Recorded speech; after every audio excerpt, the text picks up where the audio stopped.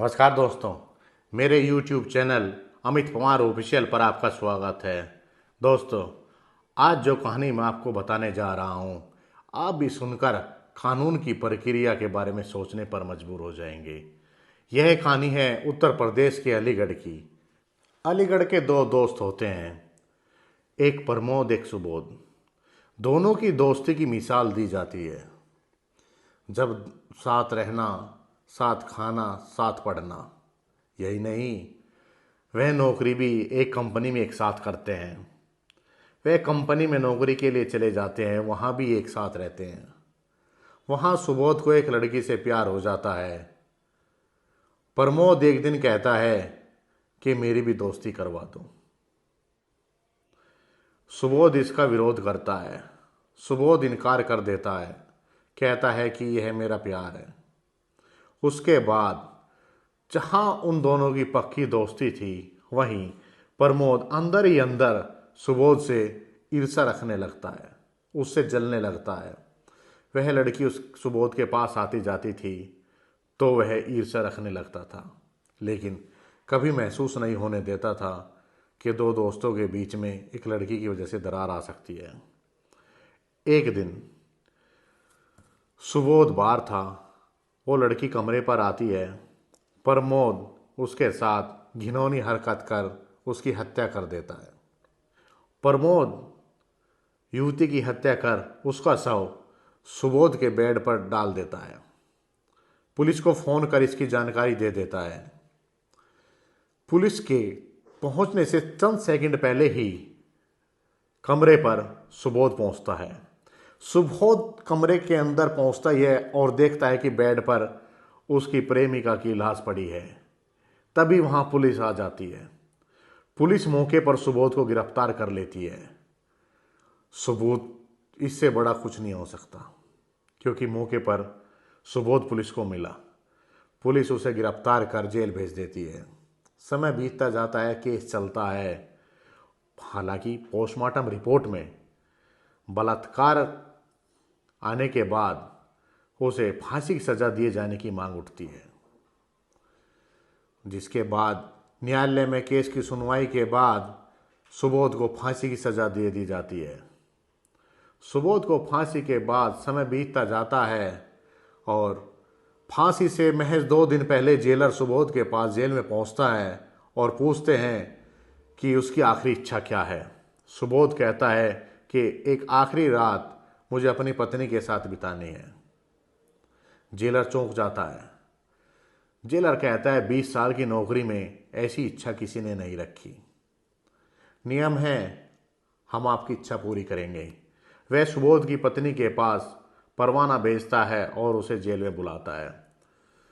इसके लिए एक बैरक खाली कर दी जाती है। उस बैरक के बाहर 2 गार्ड लगा दिए जाते हैं। साथ में ही वॉइस रिकॉर्डर भी उस बैरक में लगा दिया जाता है, ताकि पति पत्नी के बीच की बात जेलर अपने कक्ष में बैठकर सुन सके। पत्नी जब सुबोध के पास पहुंचती है तो वह उससे पूछती है कि आखिर उसने ऐसा क्यों किया। सुबोध जब उसे बताना शुरू कर देता है तो वह भी हैरान रह जाती है। सुबोध बताता है कि एक दिन वह लड़की उसके कमरे पर आती है। वह कहती है कि मैं कमरे पर आऊँगी, खाना खाऊंगी, आप खाना बनाओगे। प्रमोद भी वहाँ होता है। प्रमोद सुबोध को सब्जी लेने के लिए भेज देता है। वह सब्जी लेकर आता है तो उसे कमरे के बेड पर लाश पड़ी मिलती है। यह घटना प्रमोद ने की है, उसने नहीं की, लेकिन कानून अंधा है। मैं मौके पर वहाँ मिला, पुलिस ने मुझे पकड़ लिया, उसके बाद मुझे फांसी की सज़ा सुना दी गई, क्योंकि वहाँ पहले लिखा होता है कि कानून अंधा है। अब तुम भी क्या करोगी? 2 बेटे हैं, उन्हें पाल पोस कर बड़ा करो, उनकी परवरिश अच्छा करो। अगर उन्हें मेरे बारे में वे पूछे तो उन्हें मेरे बारे में मत बताना कि क्या हुआ था, क्योंकि उनका भी विश्वास कानून से उठ जाएगा। यह सुनकर कक्ष में जेलर भी आंखों में आंसू आ जाते हैं, वह भावुक हो जाते हैं।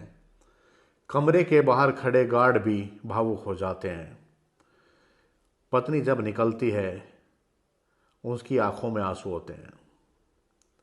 वह वापस दौड़ती हुई फिर जाती है। वह कहती है कि जब बेकसूर हो तो अपील करके दोबारा लड़ाई लड़ी जा सकती है। सुबोध कहता है कि नहीं, कानून अंधा है, मेरे खिलाफ सबूत हैं, मैं बार बार एक ही बात कह रहा हूँ, कानून अंधा है, मेरे खिलाफ सबूत हैं, मुझे फांसी चढ़ने दो। मेरे दोस्त ने मेरे साथ जो किया उसकी सज़ा उसे भी मिल जाएगी। इतना सुनकर सभी वहाँ भावुक हो जाते हैं, उनकी आंखों में आंसू आ जाते हैं। सुबोध की पत्नी वहाँ से चली जाती है। पत्नी के जाने के बाद भावुक जेलर भी सुबोध के पास पहुँचते हैं। वे कहते हैं कि आखिर तुम चुप क्यों रहे?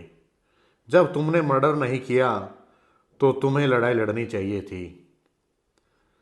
तब भी सुबोध यही कहता है कि साहब, मौके पर मैं मिला था, पुलिस ने मुझे सबूत के साथ गिरफ्तार किया है, इसके अलावा कोई सबूत वहाँ नहीं था। जेलर इस रिकॉर्डिंग को लेकर उच्चाधिकारियों के पास जाते हैं और उन्हें सुनाते हैं। उसके बाद जांच शुरू हो जाती है, फांसी को रोक दिया जाता है। प्रमोद को गिरफ्तार कर लिया जाता है। प्रमोद को गिरफ्तार कर जब पूछताछ होती है तो वह हत्या करना कबूल लेता है। प्रमोद जब हत्या करना कबूल लेता है, उसके बाद सुबोध को बाइज्जत बरी कर दिया जाता है और प्रमोद को सजा दे दी जाती है।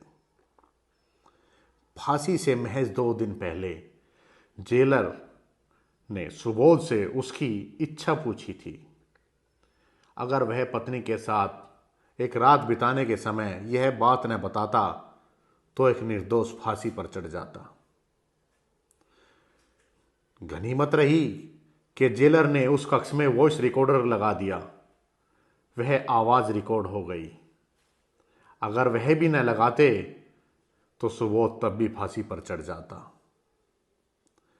सिस्टम की कमी कहें या फिर कानूनी प्रक्रिया पर सवाल उठाएं, जहां एक निर्दोष फांसी के फंदे पर झूलता नजर आता।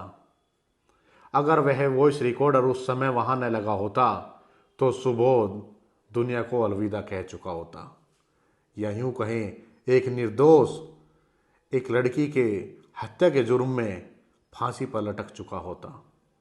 दोस्तों, यह कहानी किसी को परेशान करने या फिर कानून की प्रक्रिया पर सवाल उठाने की नहीं है।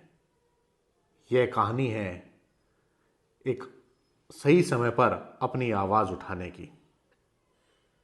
पुलिस ने उस समय सुबोध को तो गिरफ्तार कर लिया था। अगर कानूनी प्रक्रिया या जांच सही होती तो सुबोध पहले ही सलाखों के बाहर होता, वह सलाखों के पीछे न जाता। दोस्तों, खबर को लाइक करें, शेयर करें, ज़्यादा से ज़्यादा कमेंट करें, मेरे चैनल को ज़्यादा से ज़्यादा सब्सक्राइब करें। आपका धन्यवाद।